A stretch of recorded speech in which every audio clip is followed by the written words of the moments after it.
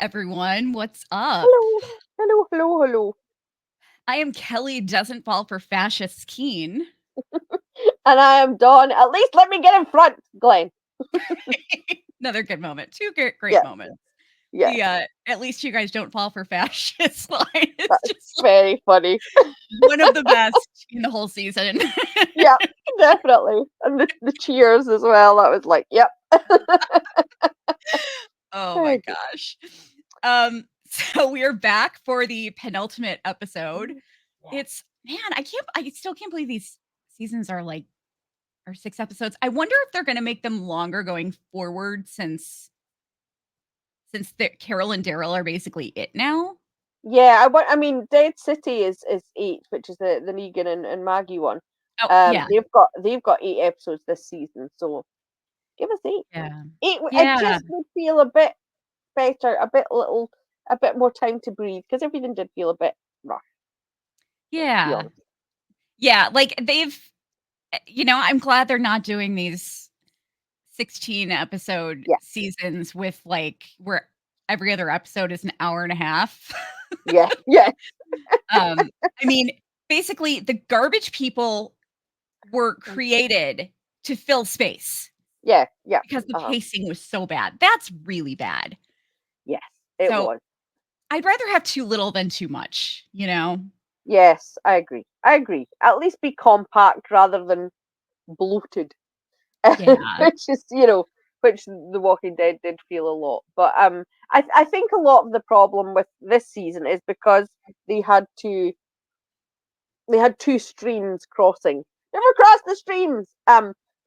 They had Carol coming in and basically getting rid of all the French people, sort of writing them out, but feeling like they wanted to give them a moment in the sun before they got rid of them. So it's Yeah. serving two masters basically as the freezes. So Yeah, yeah, definitely.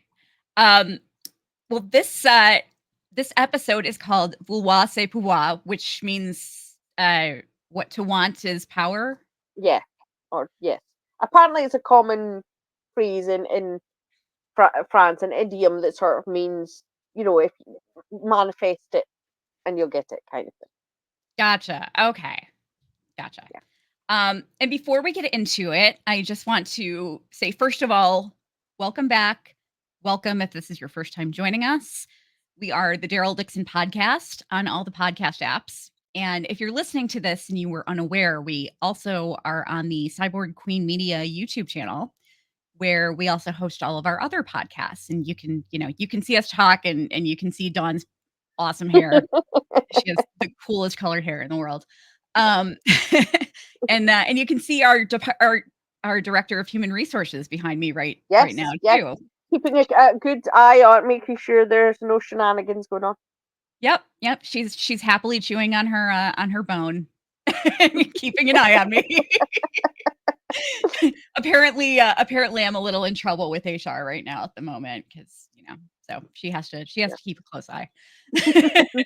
But we host several other podcasts, and right now we are also covering Teacup, which is on Peacock, Hysteria, which is also on Peacock. Now, Hysteria is a binge. However, you don't have to have Peacock to watch it. If you can watch it weekly on the USA Network, and we're actually covering it weekly. So if you want to follow along with us, you can do that. It's great. Um, I'll be totally honest. I started watching it because I mean Bruce Campbell caught my interest, but it's a really straight role for him. Um, but the show is just fantastic. I'm absolutely loving it. And we are also covering my current favorite show, which is From Series Podcast. And we have a couple of giveaways going on right now for that. We have, in addition to our weekly recaps for From, we also do an after show. And we are giving away this at the end of this season a cameo with David Alpay, so who plays Jade on the show. And we will be doing that at the end of the season. All you have to do to win is be present at the episode 10 after party, be active in the chat. And if you want extra chances to win, comment on all our From videos, and you'll get and join our after parties and be active in the chat. And you'll get an extra entry for each episode that we put out where you comment or are active in the chat. And if you watch the show, you know that Jade wears this cat shirt that he's wearing in the picture. He wears this a lot on the show. And I am wearing one myself right now. And we're actually going to give one away this Sunday if we get enough people at the after show. And I say this Sunday because that's going to apply every week. If we get enough people in the chat, in the chat during the after show, we will give away a cat shirt. So come on by after the episode, bring your friends. And if you haven't started watching From yet, you have to. Dawn hasn't watched it yet. And I'm trying to get on her. I am. It's on my list. The top of my list now. But it's just a magnificent show. But yeah, so it's I wanted to talk before we get into the episode really quick. I just wanted to talk about the hilarious video. The episode, the video that gave me a wheeze. I was laughing so hard at it. I was like, I'm going to get rid of this coughing wheeze. It's dying. It's a Screen Rant, isn't it? Screen Rant interview with the cast from last weekend, and they've asked about what Carol's opinion of the whole Isabel thing is, and Melissa McBride says, she's thinking, oh, what's going on here? Who is this guy? I don't know you anymore, kind of thing. Norman is trying to say, no, it's just a mission. What did you think we'd be chilling by the beach? And Melissa Kaiser says, no, you're building a life here. What's going on? And you've gone all European, and I'm cock blocking. And there is a deathly silence. I love her. For like 5 seconds, there's just nothing until they go, what? Cock blocking. It was great. She's so funny. She is hilarious. And Norman says, I've never heard you use that term before. So something's called for it, and this whole thing with Isabel has. My favorite I love the two of them together. The actors, the actors and the characters, of course. But my favorite interaction between them, I think, was on Twitter, where he asked, like, I think people were asking her questions or something, and Norman Reedus tweeted at her, Melissa, who's the funniest person in the cast? Better say me. And so she responds, okay, me. They are so funny together. I think that's why all the bantery kind of scenes, there was so many of last week, and it just works so well because I think that's just them. Yeah. That's just their dynamic off screen as well. That famous picture of them from season 8 where they're going like that with each other, slapping each other. It was like the Ron and Carl slap fight. Yes. And of course, the sniggering and laughing when they were asked about happy endings. They're a pair of juveniles. Yes. And I the happy endings thing was hilarious because like she didn't even react to it before Norman looked at her. He's like, don't. Don't. Yeah. I know what you're gonna say. Don't. It's so funny. All right. Well, I guess we should actually talk about the episode. I suppose so. It's funny because this episode, after I'd watched it and written my notes, and I thought, oh, I'm going to struggle to write my review, and then it was a really long write, so there was obviously more in it than I'd sort of realize, if you know what I mean. Yeah. So, we start this episode in the car that Daryl and Caryl had got from Theo and Dee Dee. R.I.P. We love you. And it's taken them so far, but it's broken down. Daryl is sitting contemplating death, obviously, staying in space while Carol's trying to get the car going. She's asked him to rev it, and he's not listening. But he tries it again. It's like, no, this car's dead. I guess we're walking. So they gather their stuff and head off into the beautiful French countryside past a windmill, which is lovely. Meanwhile, we go back to Fallou's place. Now, I cannot remember what that camp is called. Do you remember what it's called? It is called, I always forget it. Oh, I forget it every single time, and I It should have is, written it down. I will tell you, keep going and I'll tell you in a Okay. moment. Oh, okay. So, back at Fallou's insert name place, one of the other people there, Nadine, young woman Nadine, Montmartre. what? Sorry, was it It's Montmartre.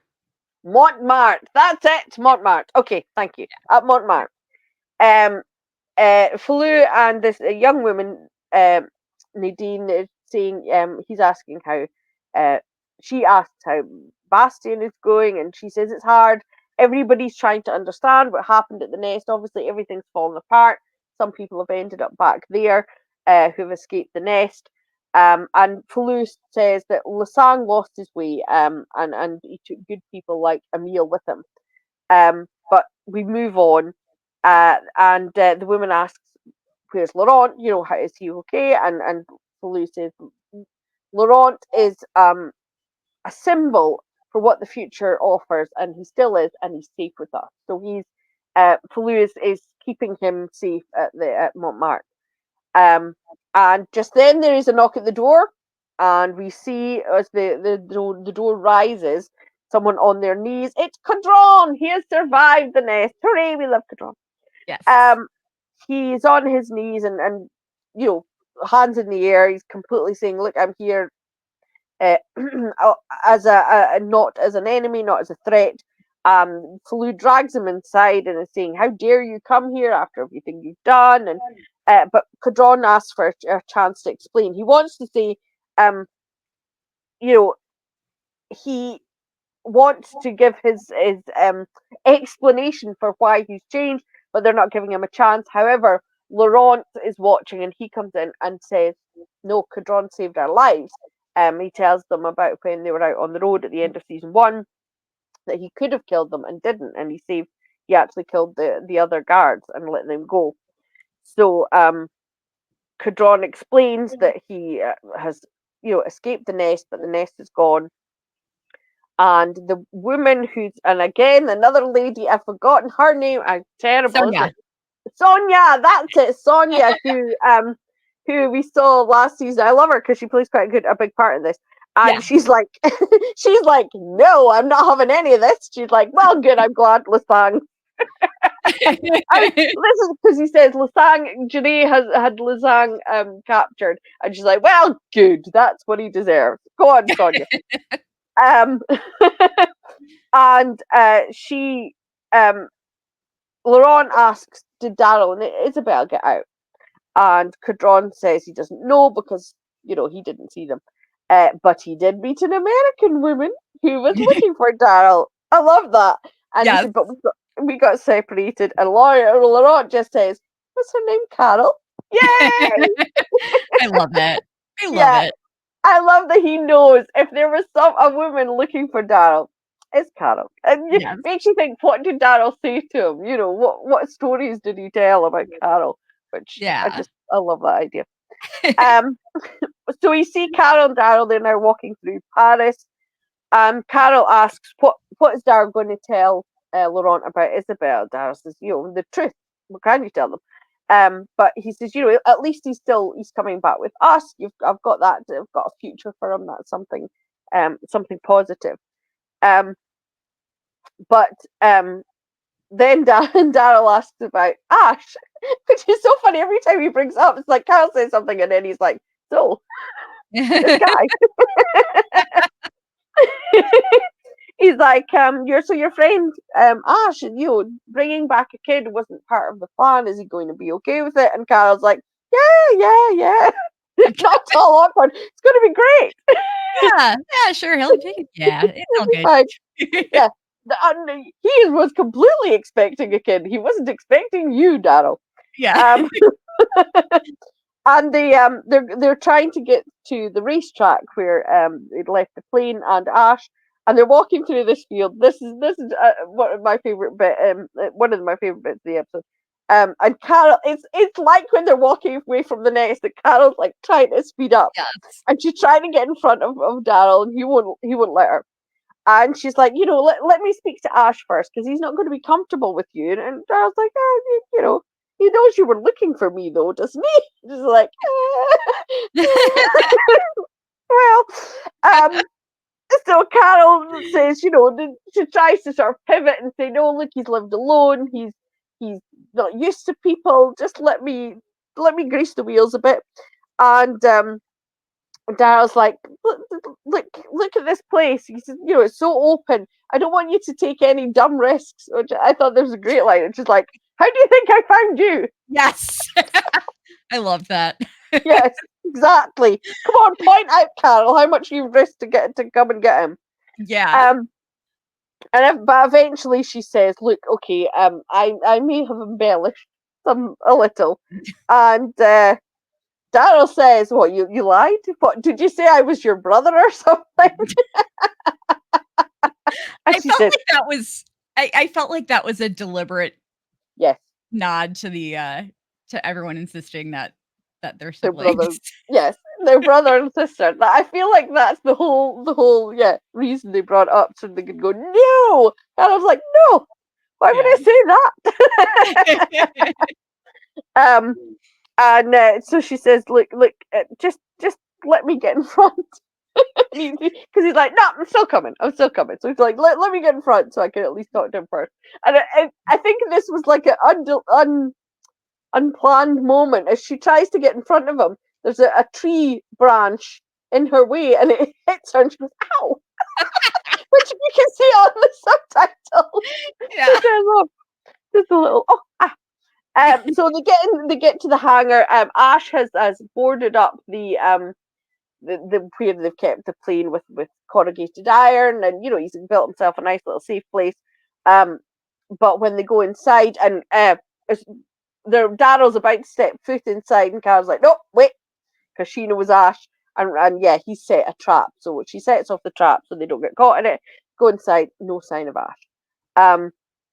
They walk around, and Daryl discovers there's two people, we'll say, on another one of Ash's traps. They're impaled, and one of them is very much a walker, but the other chap is still alive with a fabulous hairdo. He's like a 1950s like rocker. He's got like all combed forward like this. It's Yeah. like I'm not sure what that style is, why they chose that, but hey, cool.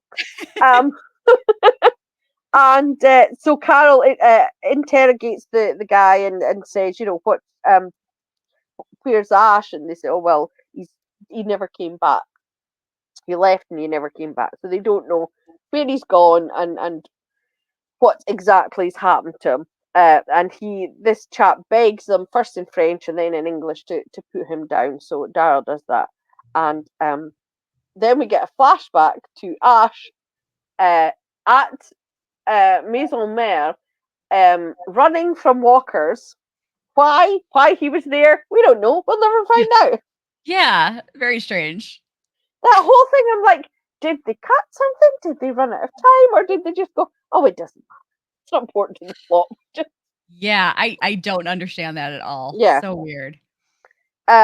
So he's running from walkers and he sees a car which he gets into for safety, but as he's trying to push away the walkers that are surrounding the car, he hits himself on the head with the door and basically knocks himself unconscious, but he's in the car safe, and walkers surround the car. And all of that happened before the titles. I was sure it was Yes. at least 10 minutes. I was like, oh yeah, we haven't done the titles yet. Okay.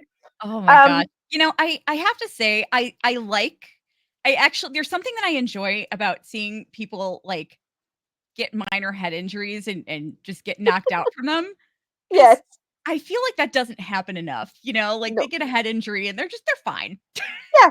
How many times has Daryl been hit in the head? He would have nothing left inside but yogurt by now. Yes. Yeah. Yeah, Yeah, exactly. It's just yeah. They just keep going. They just sort of they're stunned for a second and then keep going. No, let's have yeah, them knocked out cold.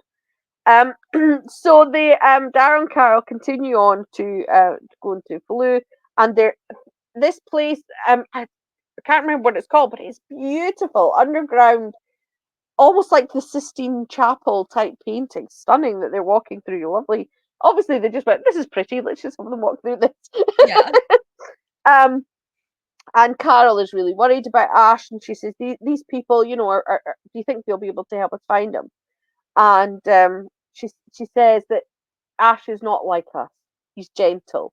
And this obviously gets Daryl's hickles up because he's like, "Well, you got the hots for him or something?" Listen, dude, you were kissing a nun 5 minutes ago. You've yes, got no room to be asking these questions. yeah. You can't get all jealous there now, mate. I mean, let's face it, she has a pulse, so she probably has the hots for him. As does Daryl probably because, Yeah, I'm sure, when Daryl sees him, he's like, "Oh, yeah, no, I get it." sorry, Uh, we're a little Ash yeah, thirsty on this show. yeah. Who isn't? Come on, the man is stunning, Yeah, he really is. and just lovely, sweet cinnamon bun of a guy. Yeah. So anyway, so Carol's like, "No, no, I don't have the hottest one, but I do like him, and I understand."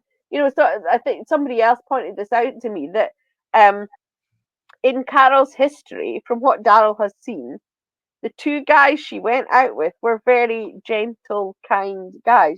Tobin and Ezekiel were Yeah. both sort of gentle, sweet. So Daryl's obviously hearing the description and going, "Oh, hang on, this is her type," Yeah. Good and call. of course not like him, who is, he thinks of himself as very violent. Yeah. So Carol says, she likes him and he's a good person, and that's not hard to find. So Daryl gets up the courage to say, "So tell me more about this lie you've told." And Carol tells him the truth.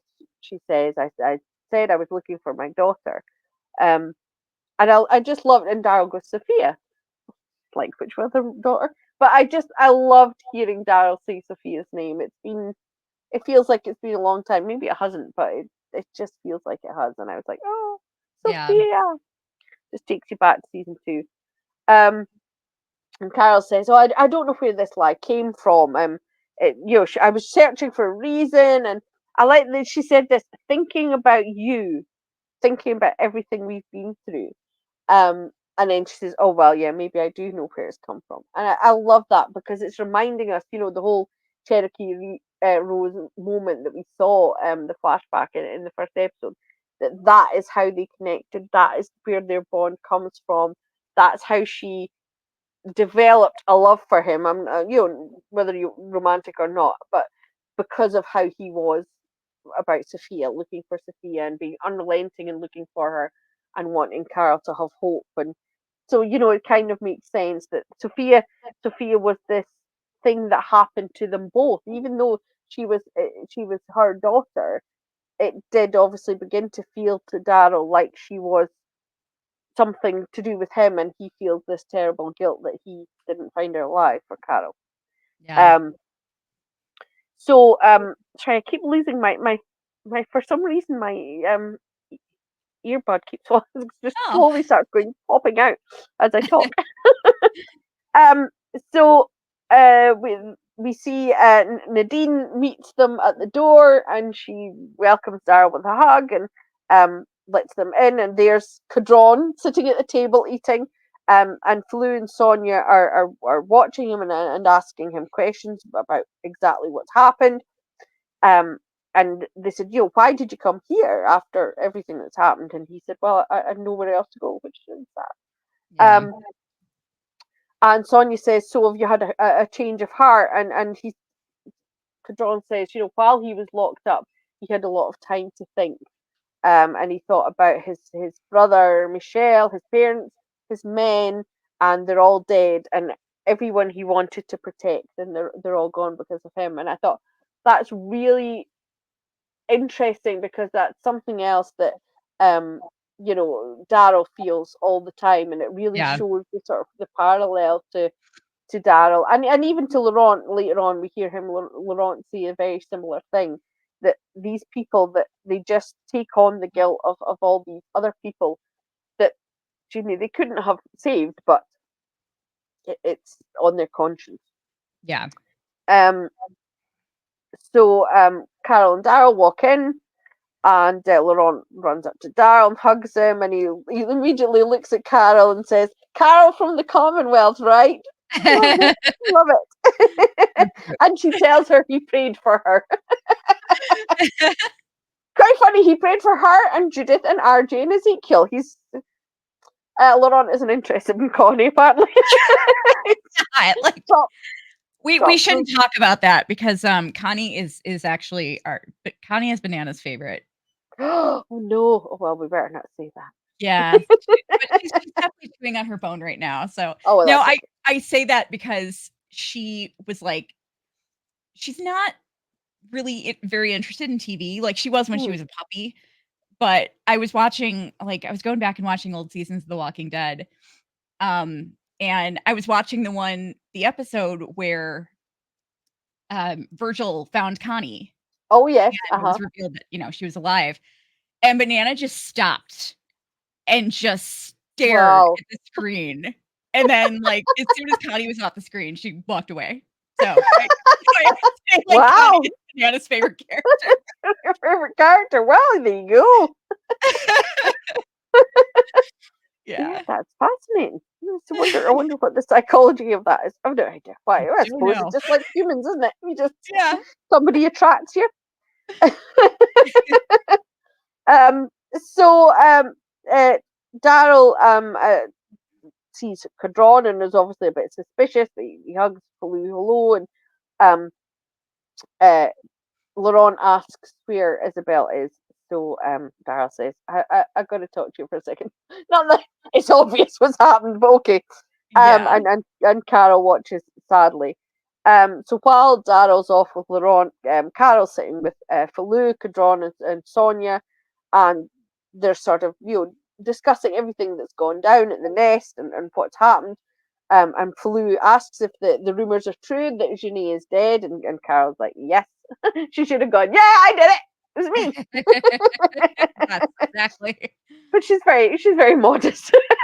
And Sonia says, maybe now it'll be safer. Bless Sonia. I feel like Sonia is me. I'm constantly going, no, it'll be good now. It's fine now. Yeah. And they're like, no. And so Fallou asks Carol, so this guy you've lost, what do you know? And Carol said, well, for him to be missing, he must be in trouble. There's something going on. So we cut to Laurent in bed. Daryl's sitting on the foot of the bed, and Laurent is up at the top. And Melissa McBride spoke before the season started about a scene that she thought was like Norman Reedus's best performance, and I suspect it was this one because she said it was a scene with Daryl and Laurent. Gotcha. And it is, it's a very sad, moving scene because obviously he's having to tell Laurent that Isabel's dead, and Laurent's looking at the picture of his mother that he has, and he says, she's with my mother now, and Daryl is fiddling with the Rubik's cube, Laurent's Rubik's cube. Daryl says, she died protecting you. That's what you want. And I was a bit confused at first. I was like, did she? But of course, it was because she refused to give up where he was. That's why he stopped. It shows you that I'd forgotten that there was so much focus on Isabel and Daryl. I'd forgotten that aspect of the story.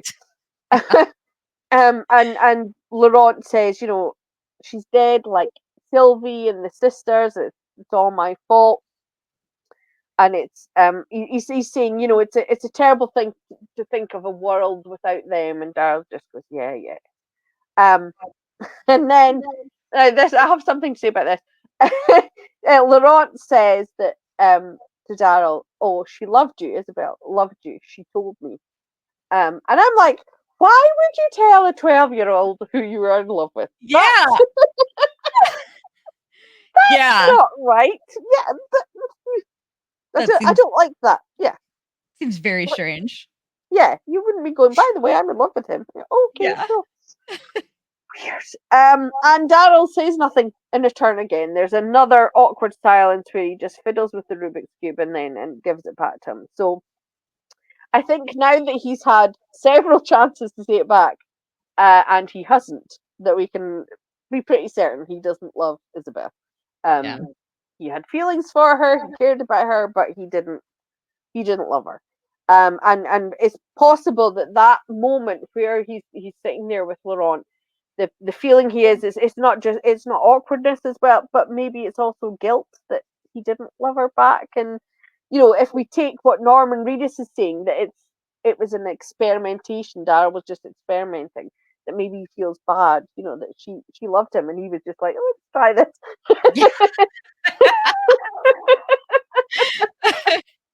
Yeah, it was very much like a copy almost of Caryl and Ezekiel. Yeah, exactly. Yeah. Except Daryl and Ezekiel were like, I mean, they were together for a long time. Yeah, yes. Yeah, it wasn't passing. But yes, it's very the similar thing, as they said last week, that the kid was the glue that held them together. And without that, the same thing happened when Henry died. Carol realized without him, there was just not enough there.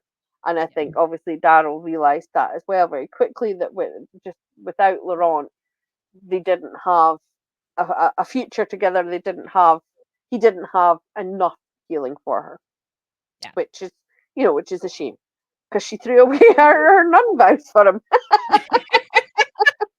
Oh well, a nun Sylvie did for a meal who turned bad. So the lesson is, don't stop being a nun. Stay being a nun. I'm gonna join the convent tomorrow. I'm gonna Yeah. go and I don't think they'll take me, but I'll try. Sure they will. I'm sure they need numbers. I can't imagine it's a common career choice these days. Can I tell you something? Like, not to get off on another tangent, but I had this. So I went to a Catholic grade school. Okay. And we had several of our teachers were nuns. And I think it was 7th grade, I had my social studies teacher was Sister Danielle. And Sister Danielle would listen to heavy metal music. Kelly, I love your stories. They never go where I'm expecting. She loved metal. Wow, well, good for Sister Danielle. Rocking it out in her wimple. Yeah. I don't know. I didn't know where I thought you were going with that, but that certainly wasn't there. That's for sure. Oh, it's so funny. Dear. Oh, you're sideways now suddenly. Oh, something has happened to my phone. Hang on. My phone just switched itself off. I can't see anything. Don't know what's happened there. I apologize. Let me try and, there we go. Alrighty. There we are. I think I'll just have to touch the screen occasionally so it doesn't go into sleep mode. I had no internet at all for 12 hours today, so I was getting a bit worried, but thankfully it came back. Plenty of time spare. So Laurent and Daryl are sitting on the bed, and Daryl's obviously trying to sort of cheer Laurent up and says, Isabel and I talked about the 3 of us going back to America. We can still do that.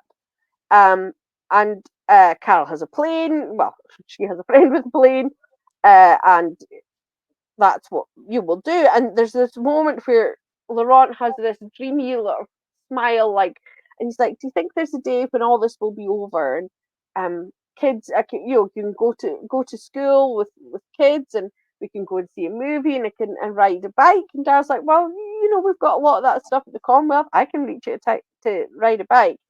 And Laurent is like so happy for a moment, but then he's like, "No, it's not. It's not going to happen."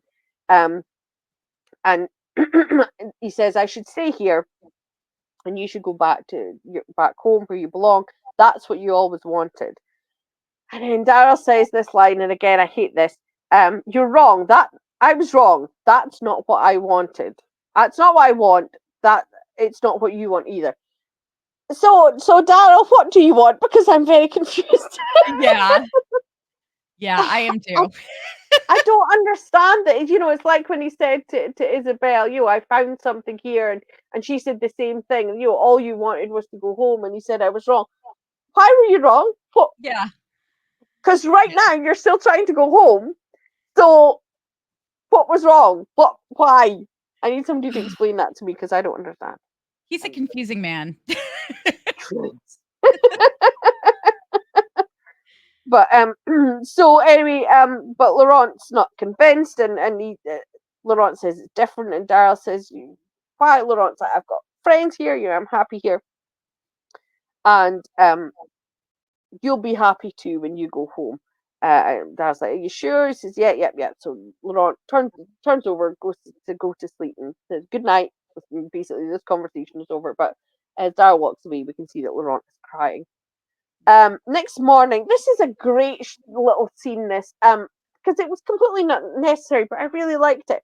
Caryl is walking around the camp, and she's just seeing everything and taking it all in wonderment. And I really love that moment. It's just look what they've got, this great setup here. They've got a kid riding a bicycle to run a washing machine. Yeah. I really like that. They're growing fruit and vegetables. There's a man, uh, old French man, and he's like got his own little stall of things, and they're sewing, and they're just working as a community. And Carol obviously looks around like, oh, this is cool, and I Yeah. wondered if it was going to lead someplace, but it doesn't. It's her appreciating it. Um, but Daryl is sitting on a table, um, again, wallowing as Daryl does. Oh, God. She's Carol walks up to him, and she there as she's walking towards him, she sees this girl standing at one of the excuse me, one of the beds of vegetables, and she thinks for a moment it's Sophia, Yeah. and we have a very small flashback, but then the girl turns and smiles at her, and it's not. So when she goes up to Daryl, and she says, "Are you ready to go to look for Ash?" And Daryl's like, "Mm." And she says, "Do you want to talk about it?" And Daryl says, "No." And she says, "Do you mind if I do?" And I cheered because I'm like, "Yes, Carol, use your words." Yes. Um, this has been going on since like season 5, where they've sat together, and Daryl has said to Carol, "You want to talk about it? Tell me about it." He's begging her to talk about it, and she's like, "No, I can't." So here she is saying to Daryl, "Okay, I'm going to talk." Yeah. And I think it shows, that she is experiencing growth. She is starting to process things, and deal with her trauma, and start to realize that if she talks about it, that's how she's going to get through it, instead of Yeah. bottling it up. And, and it's like I said last week, we hate that Daryl has been so weird with her, Yes, but absolutely. it's like it's been kind of a blessing in disguise because for her, I mean, because Yes, she yes. sits there and she's expecting him to just like make her feel great and she's all healed and he's not going to do that. No, exactly. She has to do it herself. She Yeah. she came here to because she had all these bad feelings, and she knew the only person that would make her feel better was Daryl. But he's not Mhm. doing that because he's caught up in his own stuff. So she has to deal with it herself, which is Yeah. great. Um, so she says to Daryl, "I know what's going on. I know you really wanted Laurent to come, and I know he's not, and that sucks." Which I don't know if you know the scene from Parks and Recreations, where I think it's Anne saying to, I think it's Chris, where she's like, so you don't have to solve my problems when I'm telling you problems. Just have to say that sucks. Yeah. And my husband does it to me all the time now, and I'm like, this message goes, that sucks, and pats me. So That's Carol's doing it to awesome. Daryl. I'm not Oh, going to fix your problems. I'm just, I'm here to give you comfort. yeah. And Daryl says he's let Laurent down, and that Laurent's angry at him, and he can't blame him. Carol says, "Oh, what, you think he's getting back at you?" And she doesn't believe it. And Daryl's like, "Well, I probably deserve it. I'm here, and Isabel's not." Carl says, and now you're replaying every decision you made because they share one brain. She knows exactly what he's thinking. Yeah. That you're replaying because she does exactly the same thing.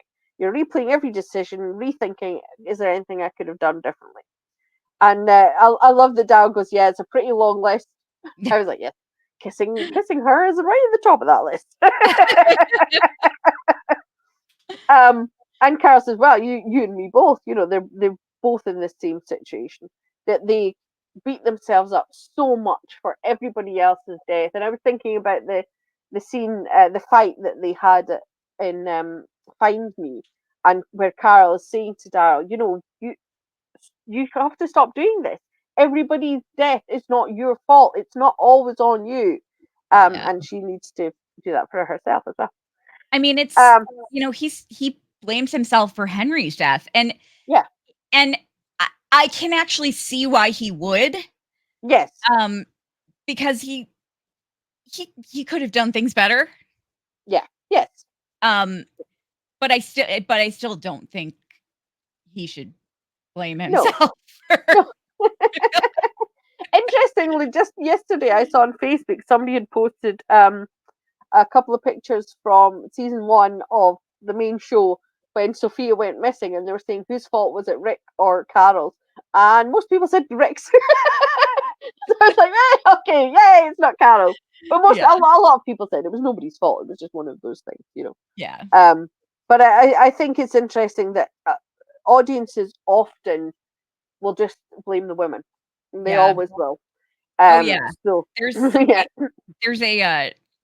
there's a character on from she's the female lead. yeah, The character's name is Tabitha, and I like I'm like I'm with her like I am with Carol. I'm mm, just like I will defend her to death because yeah, she is so people talk about like how she's flighty and she's a dingbat, she does stupid shit. She's one of the smartest people. She's one of the smartest characters. And meanwhile, yeah. her husband's a total doorknob. It's Always just the way.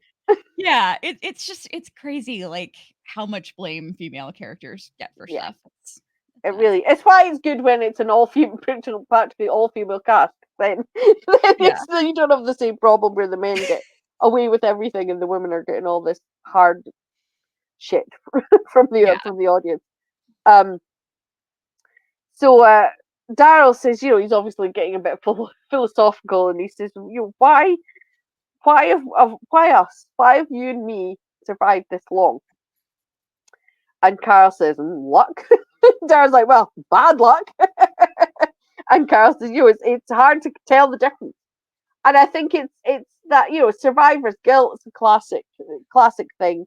Um, but I think I really, as I said before, and I'm going to say it until they deal with it on screen, I really want Daryl to acknowledge that the fact that they are there and together is some kind of miracle, and Yeah. it really makes you to think, well, hang on, maybe there's a reason for that, maybe there's a purpose that you and I are together for whatever reason. I don't know what their purpose is, Yeah. but I want to see him really think about how has this happened, why, and this is a little touch of it, but I think this is more about survivor's guilt than him looking at why I mean we I mean, think about it. Think about how desperate he was to get on a boat to go home. mm, And at the last second, Laurent yeah, comes along and needs his help. Like, yeah, if he had gotten on that boat, yeah, then exactly. he If wouldn't be Isabel Carol. hadn't been there to save him in the first place, you know, that there are so many Yeah. moments where had there been a second or a moment's difference, that he would be dead or he would be someplace completely different. But the fact that Laurent showed up on the beach, stopped him getting on that boat, meant that Carol could catch up with him and find him, and Laurent is the chosen one, so Laurent's right. He's the French Jesus. Yeah, he's a French Jesus.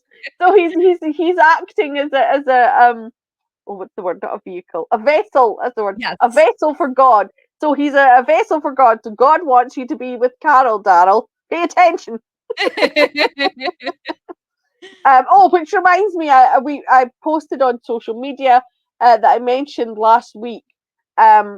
When Dee Dee says to Carol, "Reasons are everywhere," and I said I thought that was the same line that the Mother Superior says to Daryl at the Abbey in season 1, and I was right. It is exactly the same line. She also says, "Reasons are everywhere." So they are both being told, "Look around you, people," Yes. and Yep. think about what's happening. Which I really love that, and I hope that's picked up as it goes forward. Yeah, same. So Fallou comes up and says, it's going to be really hard to find this friend of yours. We don't have any information on them. It's a stranger. What are the chances of even finding him alive? And I love that Carl goes to Daryl, I found him alive. Yeah. What are the chances of that? How can you argue with that? You can't. Yeah. So he's like, oh, yeah, She wasn't about to tell Fallou that he has plot armor. It's okay, Fallou. He's really hot. It's fine. Yeah. Oh dear. So that Fallou says, if you need information, and there's only one place to go, and Daryl's like, oh yeah. I'm not very popular. Not very popular at this place. So we see Daryl and Carol go to the Demimonde, and this is another. When they talked about doing this spin-off in France, and when we heard about there was going to be a nightclub, I Oh was man, like, our oh, connection is so. oh, Okay, can you are hear we me now? okay? I can All hear right, you now. I think Are we're we good. okay? Okay. Yeah, Wow. yeah, I think we're good. Um, yeah, Carol, when they talked about they're doing a nightclub in this show, I was like, ugh, it's a bit naff. Gee, I don't know what the American word for naff is. But a bit out there, I suppose. And but I really like it because this scene gives us am I oh, I'm frozen again. Oh, oh, I can't even hear you now. I Oh, can what's hear going on? you and see you. Fine. Okay, that's really weird. Oh no. Oh no. Okay, I don't know what's happening. You can't hear me at all? Let me just check my connection. No, my connection seems to be okay. I can hear Oh you now. no. Yep. Okay. I'm gonna I'm writing down the time so that I can go back and take all this out Excellent. Yeah, of the that's video. good. So we don't have to. Yeah, But yeah, I good don't know what point. happened there. Like went all kind of haywire. Yeah, it was like Yeah. All right. you were, you were speaking. I could see you were speaking, but I couldn't hear anything. Weird. Yeah. That's so weird. But everything looks okay to you now? Yeah, looks okay now. Okay. I can see All Banana right, chewing cool. away. It's fine. All right. Cool.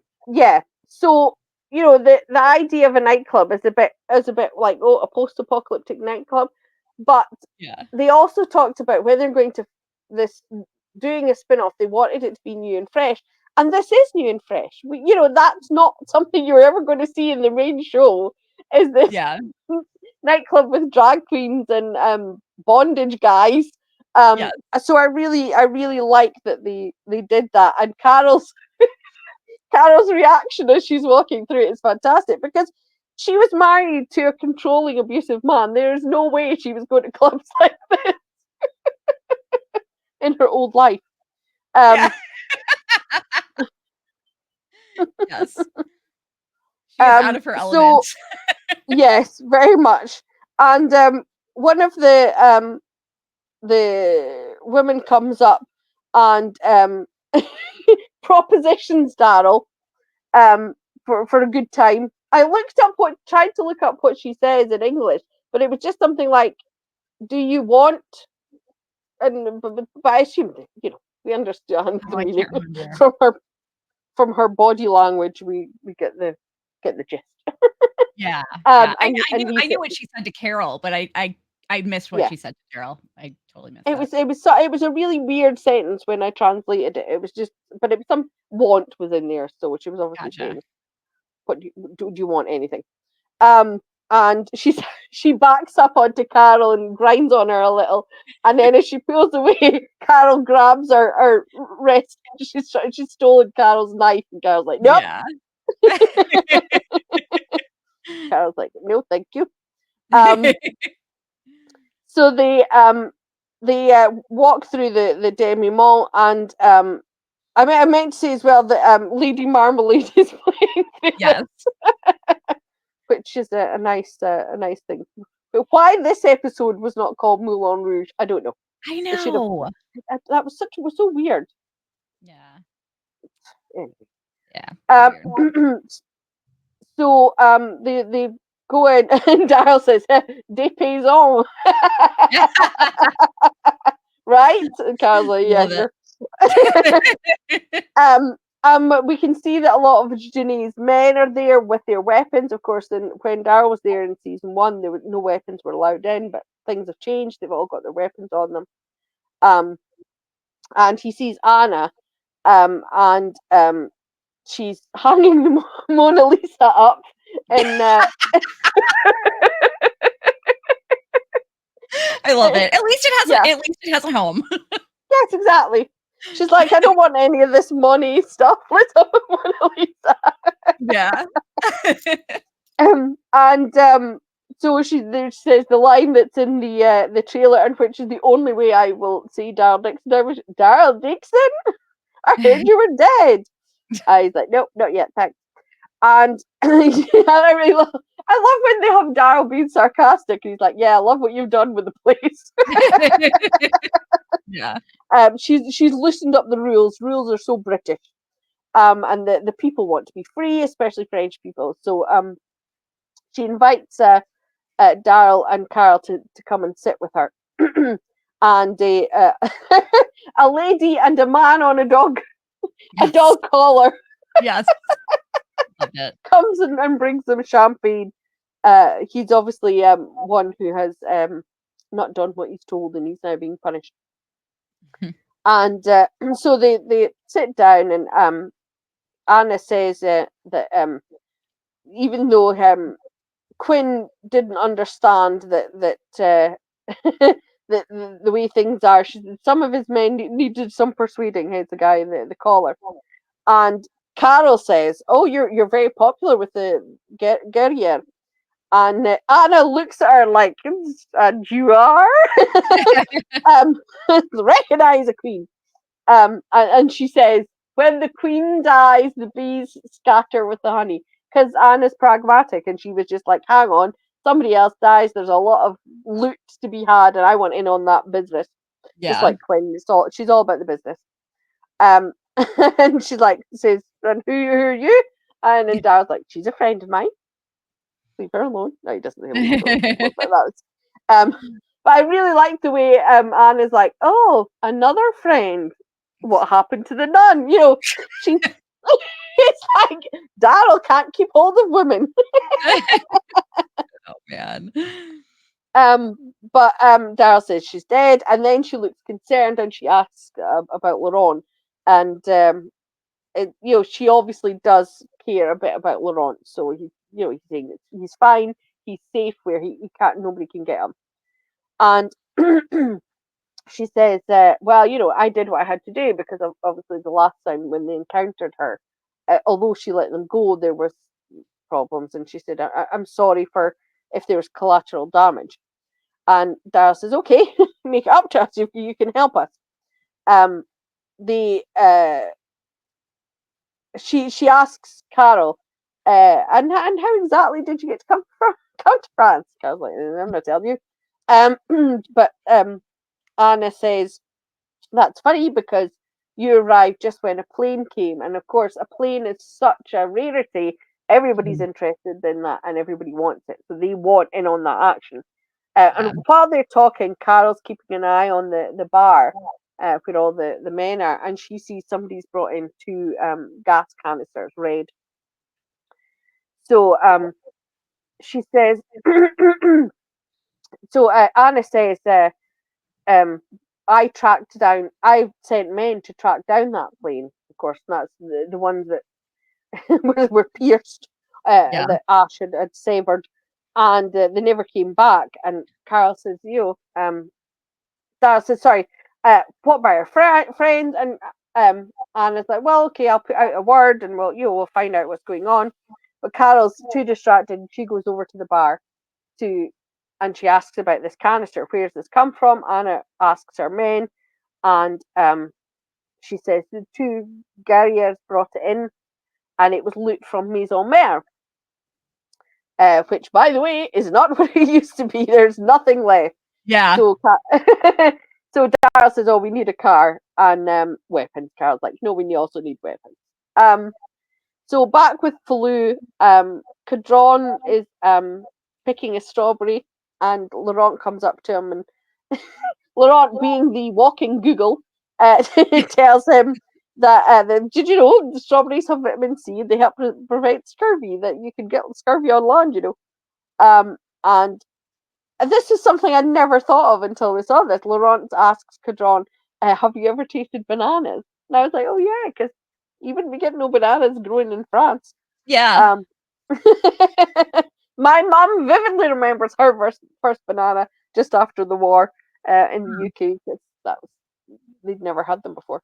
Yeah. Um, and so Laurent asks Codron what bananas taste like. I was like, say creamy, but he never did. Yeah, That really that bothered me. it's so funny, like, you just you don't think about that stuff. No, no, Like, exactly. you don't get I mean, he's never had a banana, he's never had an avocado, like, you know Yes, yeah, exactly. All this stuff that we just take for granted now, and Yeah. and even stuff like glasses. What did they do about glasses? I'm blind as a bat without mine. W Um, I like, I've talked about that actually on my disability podcast about how, mhm, like, there about the difference between having a disability and living the life of a disabled person because, yes, like, my husband, if the world ended and he broke his glasses and suddenly didn't have contacts or glasses, he would absolutely he'd be very disabled. yes, yes, Um, exactly. but he doesn't have he doesn't live as a disabled person because No, that's society has evolved to accommodate that because so many people are affected by vision problems. yes, Um, exactly. but yeah, so that's something and that's something that I wish was included more in shows like this. Yes, me too. Absolutely. I would love there to be a lot more of the ordinary issues that are coming up. That Yeah. my husband's a diabetic. Yeah. How do you deal with that? I know that they dealt with that very briefly in season 6 with Tina. And but there are all these health problems that people have, which we just don't even think of as health problems because we have the medication. You know, Yeah. originally. But in a situation like this, like, are we meant to believe that Daryl and Carol, now in their 50s, don't Yeah. need glasses, don't need painkillers on a regular basis, Yeah. don't need glucosamine and turmeric and all these things to keep their I their mean, joints going? do you know how many people would be dying from infection because everything is rusty?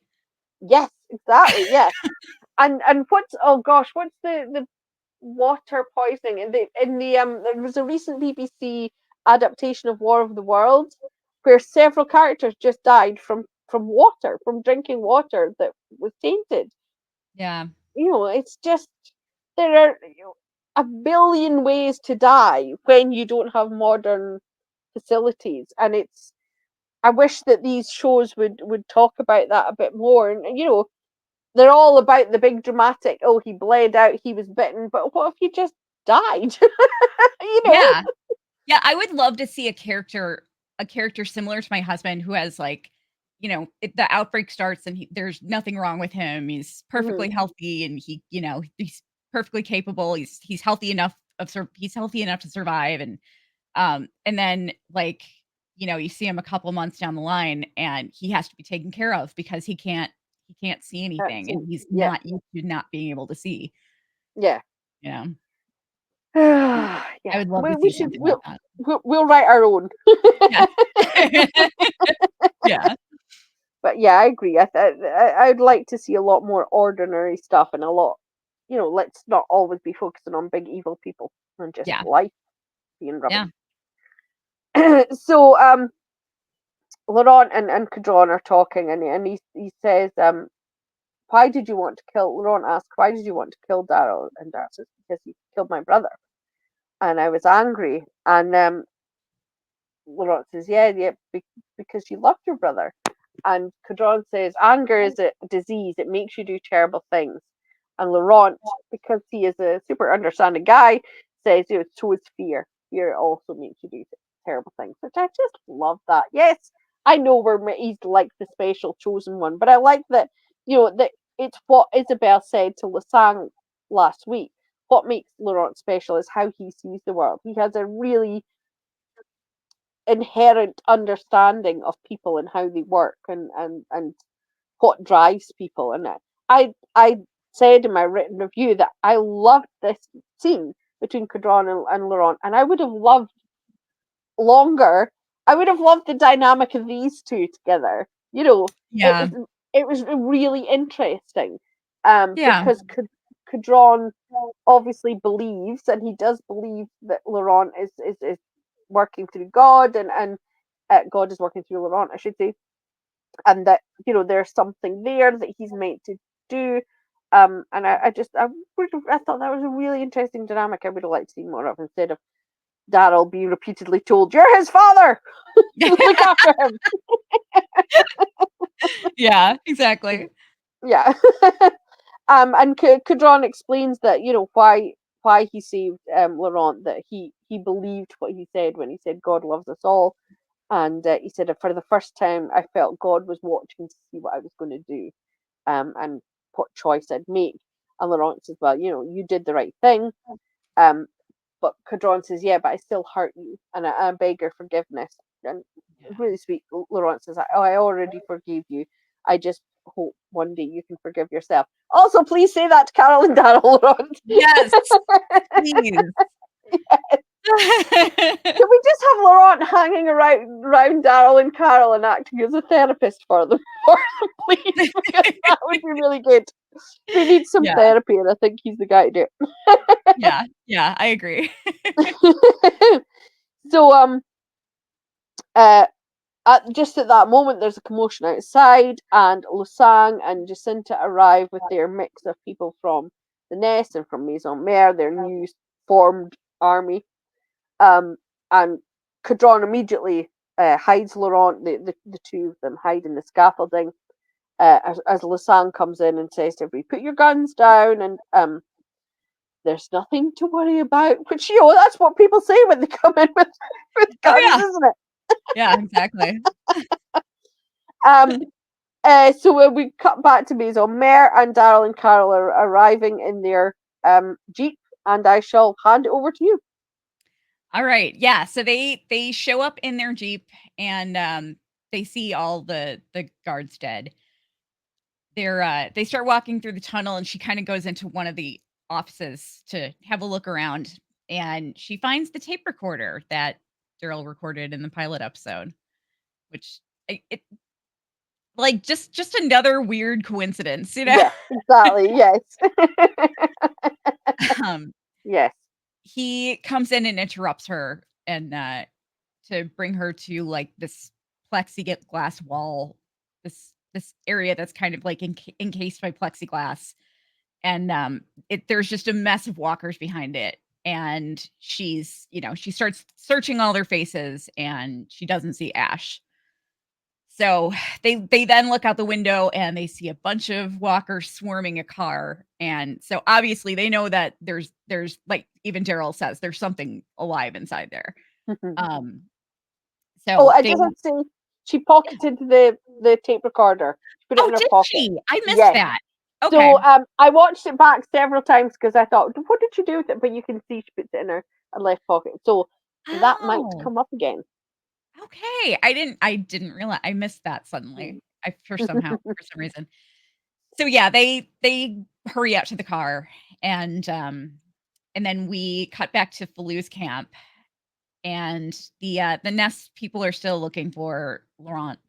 Well, the nest and Lasang's and Janae's combined The forces. the union of hope. Yes. Yeah. Fallou grabs a woman at knife point, but Lasang's people just all point their guns at him, so he has to let her go. And Lasang tells Fallou that he's a dumbass for believing in Dixon because he's only faithful to himself. Really a really hypocritical statement for Yes, I mean, for a guy who just stabbed a nun. yes. um, but like you think that you keep saying Laurent is going to save humanity, but in all actuality, you want to save Yeah, exactly. You humanity. want the glory there. Yeah. Yeah. Um, but Fallou says that Daryl wants to save Laurent and Losang wants to make him a martyr. Um, we cut back to Caryl and Daryl fighting walkers to get to the car, and while this is happening, we hear Losang just giving some bullshit speech about how like Laurent is proof that God is still there, blah blah blah. And then one of the greatest lines. I just I literally cheered when I heard this line because this is something that Yeah, me too.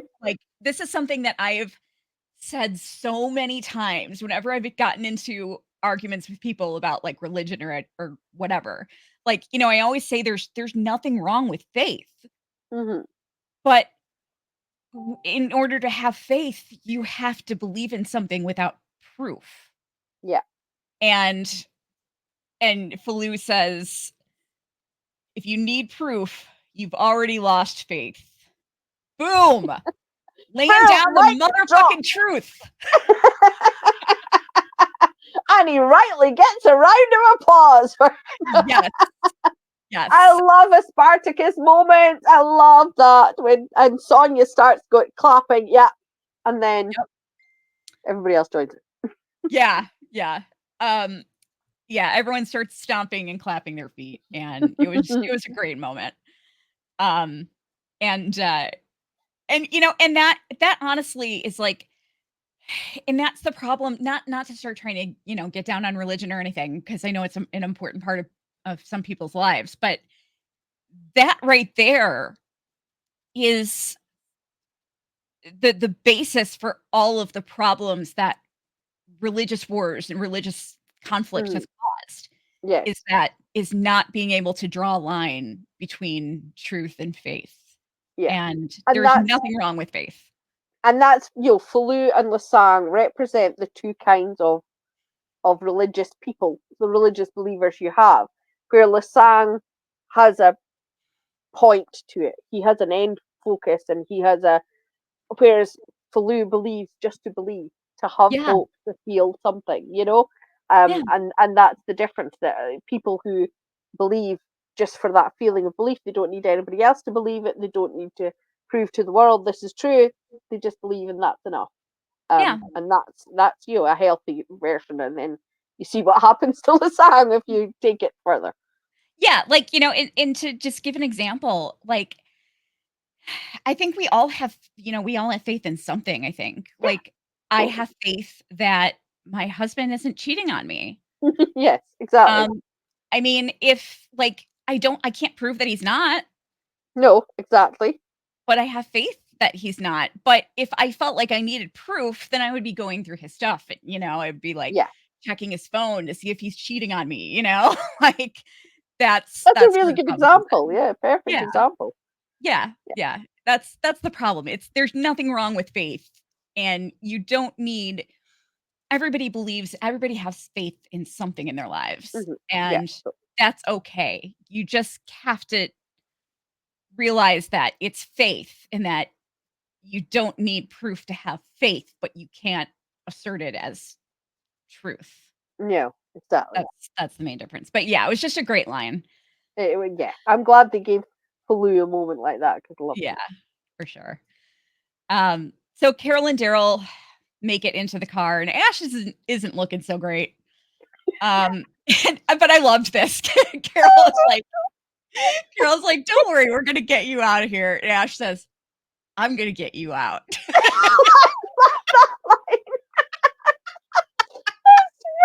Like, no, I'm gonna do it. I'm the man.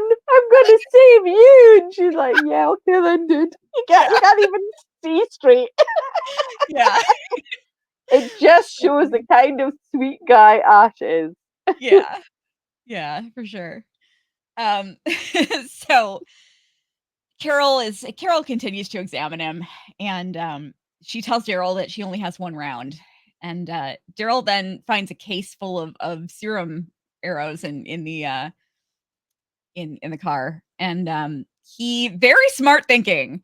Yeah. He opens the sunroof, and at first I was like, "What the fuck is he doing? Why is he gonna turn these, like, turn everything into super walkers?" But no, he found, like, a couple that were further off in the distance, shot them with the serum, and they took care of all of the others.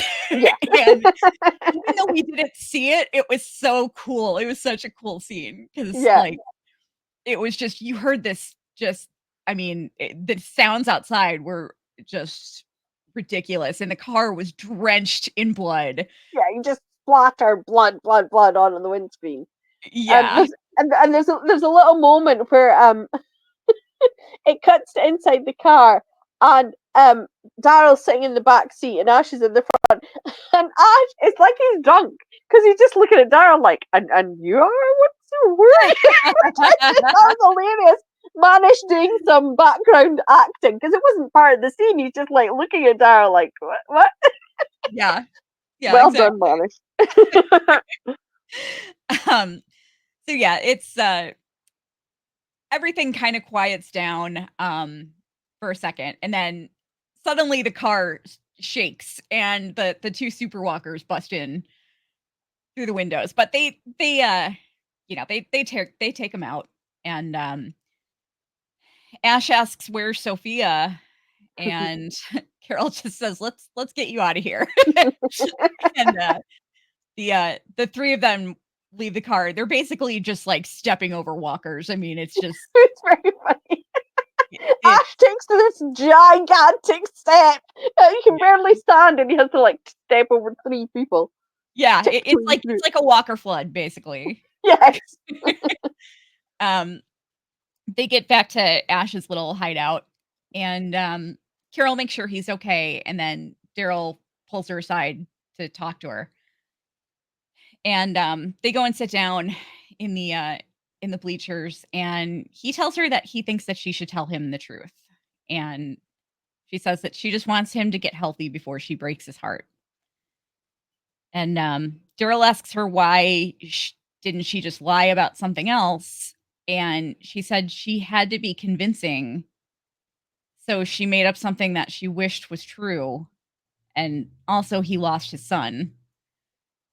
Which it was an interesting moment because it's like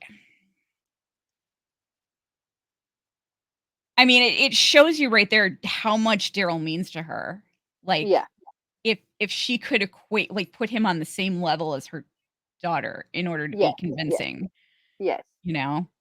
And it also shows. I remember when we going back to season 4 when Carol killed Karen and David at the prison, and people were going. The audience people were like, "Oh, Daryl's going to be furious," and I were like, "Nope, no, he's not. He's going to Yeah, totally get it." And he did. And everything Carol has done, he understands.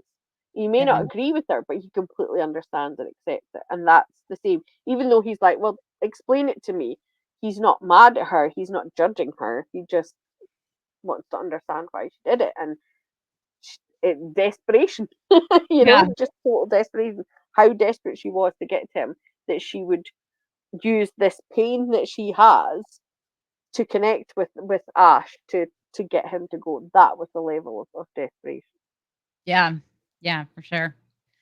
Um, And, it's kinda heartbreaking too because it's like, you think, you realize, I mean, she's making it clear just how much he means to her, and Mhm. she did all this to get out there, and, and he's like, he's got this whole life in France.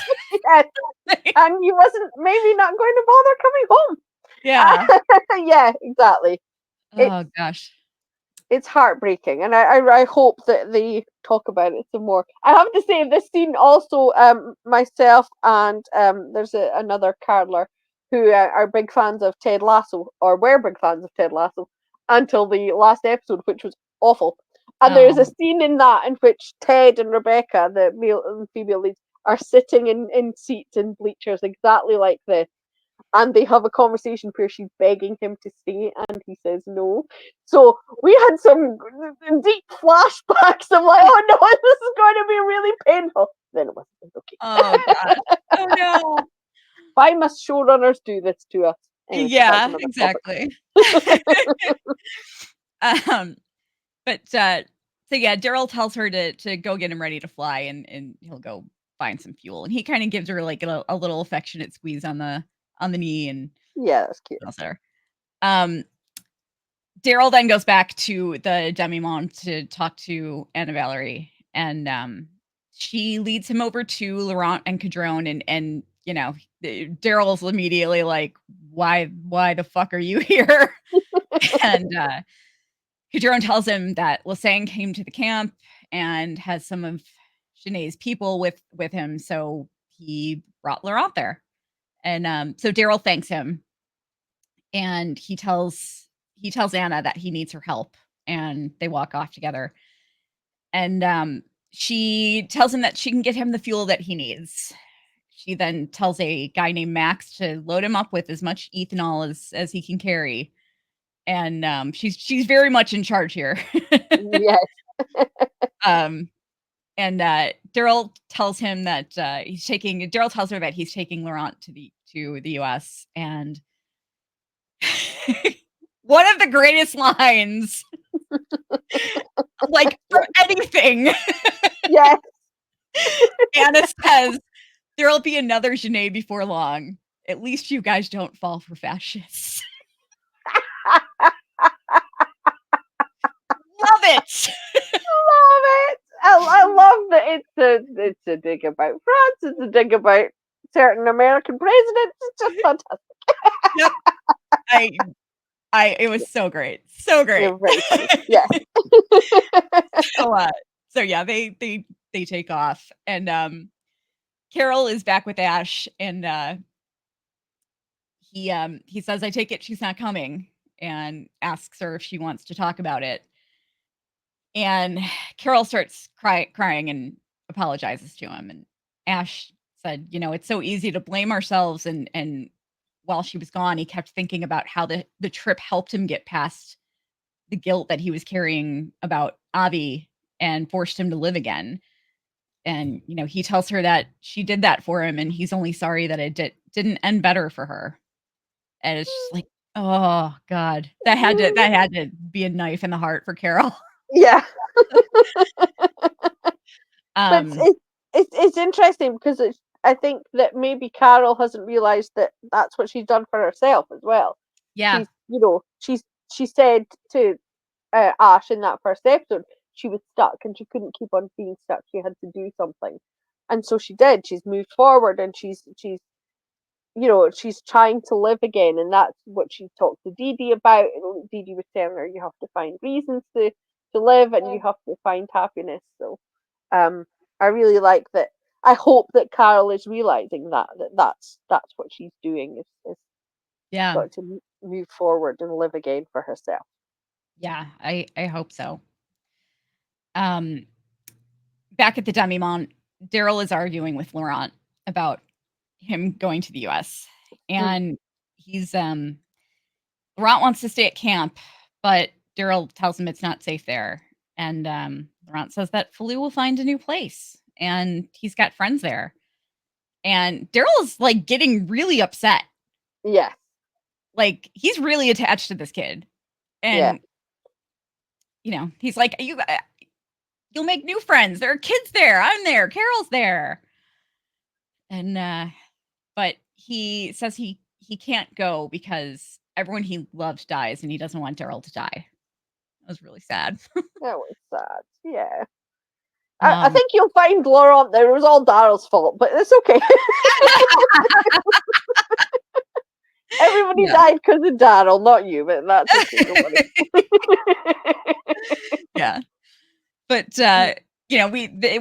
we then, like, there's a bunch of noise and commotion, and we see that Lasang has entered the club, and this cracked me up. There was a guy trying to get up the stairs, and like one of the showgirls was just like blocking his way, like putting her leg up all sexy.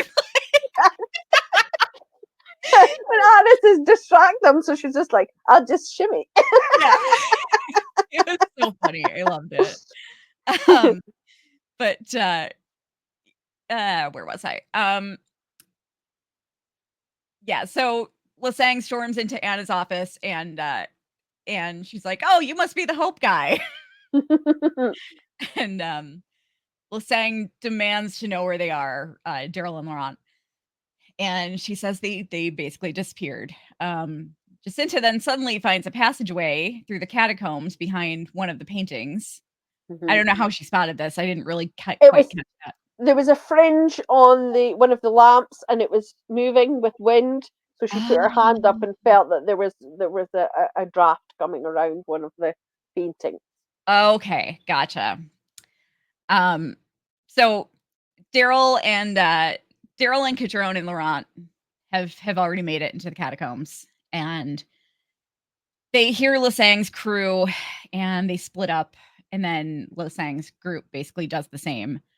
And then Daryl drags Laurent over to like a mausoleum and tells him to hide there and turn off the flashlight, and promises them that he'll be back. And one of That that what's up? annoyed me. That annoyed Yeah, me because he said when Laurent is like, "What have you done?" and Dale said, "When have I not?" Well, yes, Isabel always came back until she didn't. yeah, exactly. Yeah. Exactly. Um, but one of Lasang's guys shoots and knocks over a bunch of skulls, which kind of made me laugh. Um, Codron gets the jump on one of Lasang's guys, and then there's more gunshots, and Codron shoots the scientist dude, and then comes face to face with Jacinta, while Daryl faces off with Lasang, which I like. I hate when this happens. It's like it's just so Convenient, isn't it? cheesy, you Yes. know? It's like Yeah. the main guys against each other, and then the number twos against each other, it's Yeah. I'm not a fan. No, I'm not a fan. I said in them that when I was writing this up, I kept forgetting this whole scene existed Yeah. because I was Yeah. just like blah blah blah. They fight, whatever. Yeah. Pretty much. Pretty Yeah. much. Um, but, Jacinta like, just Control is such a badass. Like, Jacinta stabs him in the shoulder, and you just, like, barely reacting, just pulls it out of his shoulder. He was like the Terminator, and then he just Yeah. like picks her up and throws her. Like, she weighed about 2 pounds. Yeah. Crazy. Um, and, somehow Lasang is just kicking Daryl's ass, Yes. which makes no sense to me. But, he, but of course, that tied up guy got the jump on Daryl last season. So, Yeah. And some um, kids, so Daryl's lost it. yeah. But yeah, but Daryl manages to knock him out, and then he bashes his skull in with a skull. The shot of the skulls, the bloody skull beside Lasang's body as Daryl walks away, I was like, is that meant to be symbolic of something? I'm not understanding the symbolism, but okay, that looks very nice. Yeah. So yay, Lasang's dead. Yay! Oh, Dead. but we just have to say, we really loved Joel de La Fuente. He was Yeah. awesome as the role, and even though Kelly knew from the start he was bad, Yes. he was very good at doing that kind of charismatic leader kind of thing. Yeah, yeah, and it had nothing to do with his acting No. because I made that determination before he was even on the screen. So, Yes. yeah, no, he was really good. Yeah. I enjoyed his performance quite a And bit. he's great on social media. He's very interactive and cool guy. Yeah. Yeah, definitely. Um, but, where was I? Okay, yeah, so Daryl goes back to get Laurent, and then Codron finds them and leads them out, and then we see that Jacinta is still alive. Um, we see Carol cleaning up the plane when Ash wakes up and comes out to help her and makes this comment about the student being the master. Mhm. And she tells him that she really appreciates him making the trip for her and she's glad that he felt it was worth it, but she lied. Mm. And she tells him that she came there to look for Daryl and Sophia died 12 years ago. And it's like she never went away and she never let her go because she blamed herself. And she met him and saw that same thing in him as well. So she told him what she needed to convince him to help. And Ash is just furious. Yeah, this scene was just painful. I mean, Yeah, in the best way, if you know what I mean. It was meant to be painful. yeah. Yeah, exactly. And this time he actually has reason to be mad at her, whereas last time he was Yeah. mad at her, it made absolutely no sense. um, but yeah, Ash is just furious, and he says she was using her dead daughter to manipulate him, and what kind of person does that? And she says a really desperate one. I'm sorry, really sad. My question would be, why Daryl? He never asks that in this conversation, and I Yeah, realize he's mad and he's focusing on this one part. But at the end of it, I'd be going, okay, so why? yeah, Yes, we've established that you lied, but why? Because like that's how desperate you were, like the equivalent of your daughter. yeah, That's my question would be, why him? Why Daryl? Why does it matter to you that much to come here? Because the dude's fine and he can clearly handle himself. So yeah, yeah, yeah. I I'd would be be wondering asking. that too. Um, and yeah, he says that every moment of bonding and comfort between them was just all meaningless. Really sad. Um, and he's furious and just walks off. And we see Daryl and Laurent leaving the Demimonde, and Daryl Daryl shakes Cadron's hand and thanks him. And Anna tells Laurent he is always welcome at the Demimonde, which is so funny. When you want to come and see some showgirls, come Yes. to me. Oh my gosh. Um, and Laurent tells Daryl that he's not going with him because he really likes the Demimonde and he's gonna, he wants to keep going back there. He decided his new career instead of Yes. Messiah. Um, but yeah, he tells him he's not going with him, and Daryl basically tells Laurent that he's got to let go of the things that scare him and not let anybody else make up his mind for him, and that he's got to make up his own mind. And that it was so cute. Laurent then just gives this big smile and he says, "Okay." It was really adorable. Yeah, it was okay. I wondered as well if this is again connecting back to Daryl. A lot of the things Daryl and Carol you're like saying, and you take that advice too. Like, Yes. I wondered if that's what Daryl was trying to do with Isabel. Letting go of things that scare him. If he was like the idea of romantic love and family, that kind of thing, is scary to him, and he's always kept it away because it's too painful and it could hurt too much. And that was what his experimentation was he was experimenting and letting go of that fear, and then it all went awful and she died anyway. So Yeah. it didn't go well, but Yeah. well done for trying, Daryl. Yeah. Exactly.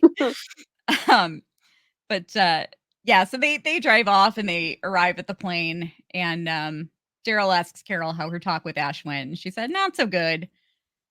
And Ash comes out and looks at Daryl and is like, or looks at Laurent and it's like, "Who's this?" And Laurent introduces himself, and Daryl turns to Laurent and says, "Ash is the one that's flying us home." And Ash then has to deliver the news that, well, we're this plane is never leaving the ground with all four of us. So Paris, we have a problem. Most dramatic cliffhanger ever. 2 weeks ago, is Carol about to be turned into a super walker? And this week it's, we can't carry 4 people in a plane. Let's do the math. Let's Yeah, weigh us all and see how much we all weigh, and then do one of those maths problem. Which 2 people can you fit in a plane? yeah, yeah, exactly. Yeah. Um, yeah, but it was funny though, because it was a practical problem, which Yes, it was. Yeah, exactly. Yeah. they don't, we don't see enough of, I think.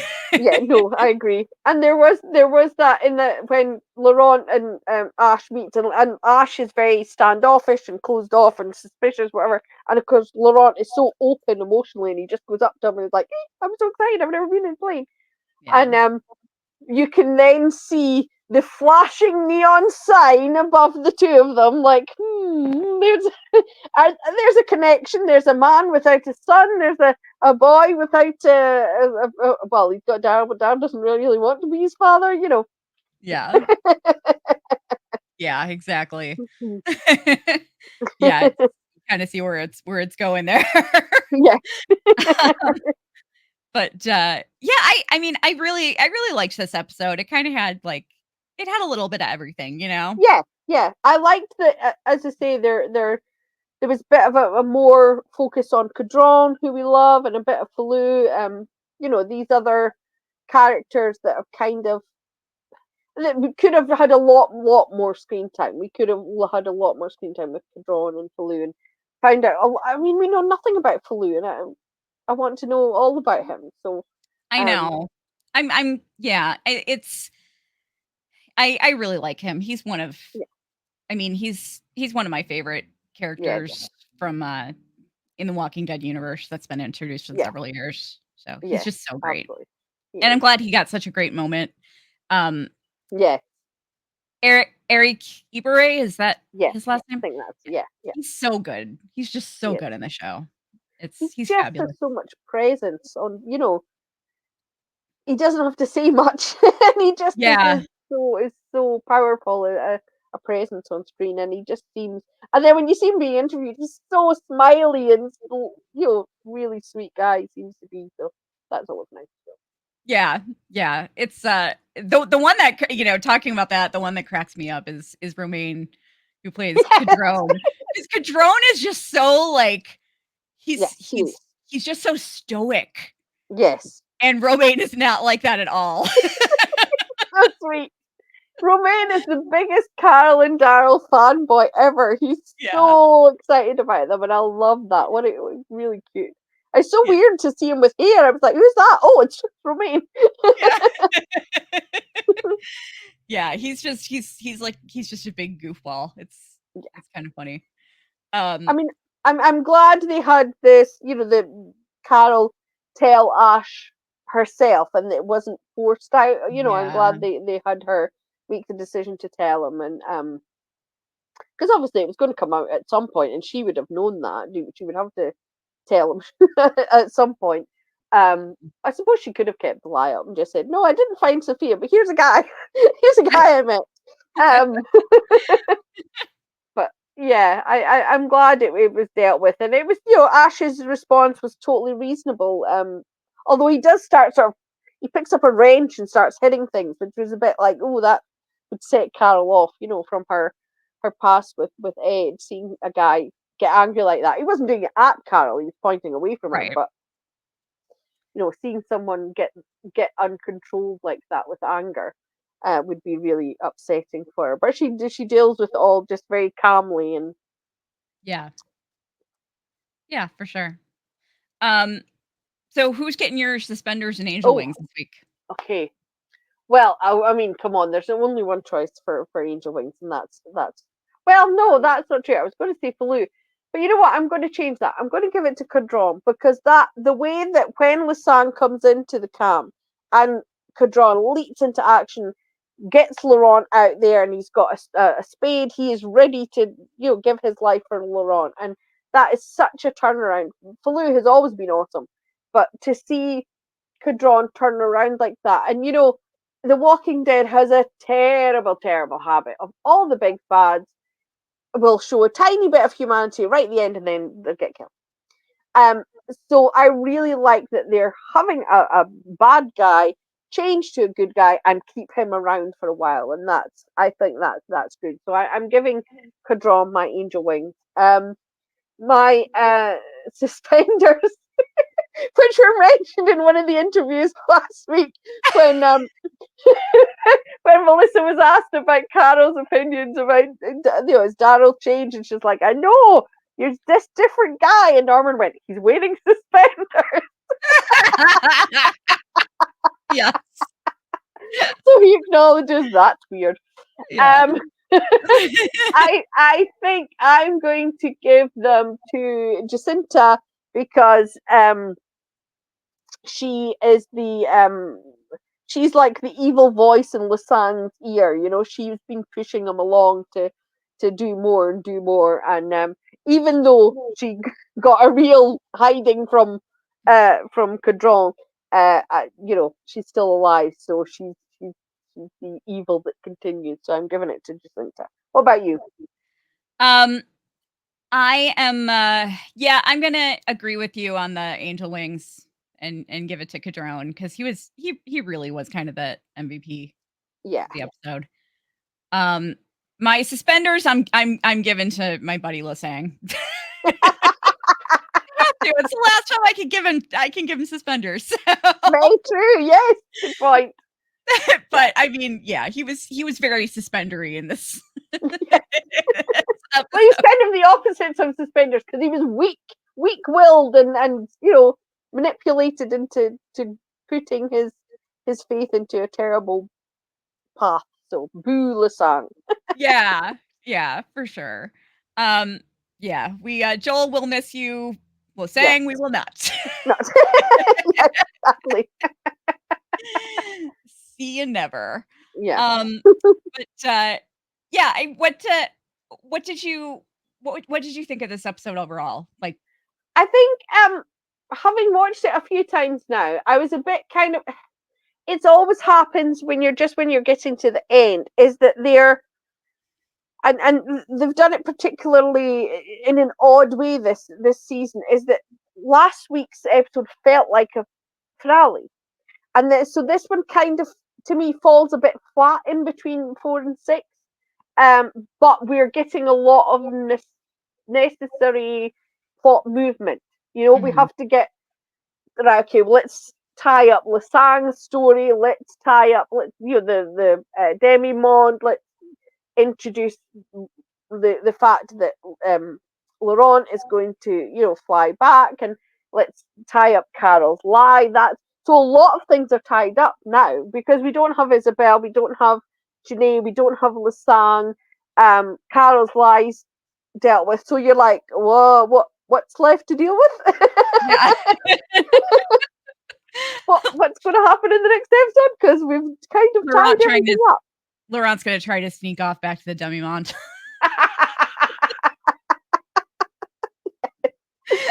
Oh dear. No, Bless him. I like Anna Valerie a lot too. I think she's a great character. She is, yeah. And I think that's very realistic, that there will always be someone, and what she said, there will always be another Janae, because she is one of them. She saw the gap when Quinn was dead, and she went, right, I'm going to fit in here and take control of this. So yeah, exactly. Yeah, she's a really interesting character. She's a lot of fun. Yeah. But yeah, I mean, 4 is definitely my favorite episode of the season. But yeah, do we have any news or anything that's come out recently about season 3? I don't think they've been filming in a desert, and Norman posted a picture of himself with deeply chapped lips. So I'm wondering if Daryl, at least, or Daryl and Carol are stuck in the desert someplace and suffering a bit of dehydration. So yeah, so we don't know. They're going to be filming in they were filming along some train tracks, so they're going to be filming there in the next Gotcha. few days, I think. So I think they're filming for another month or so. I lost Okay. track of, but yeah. That sounds about Um, right.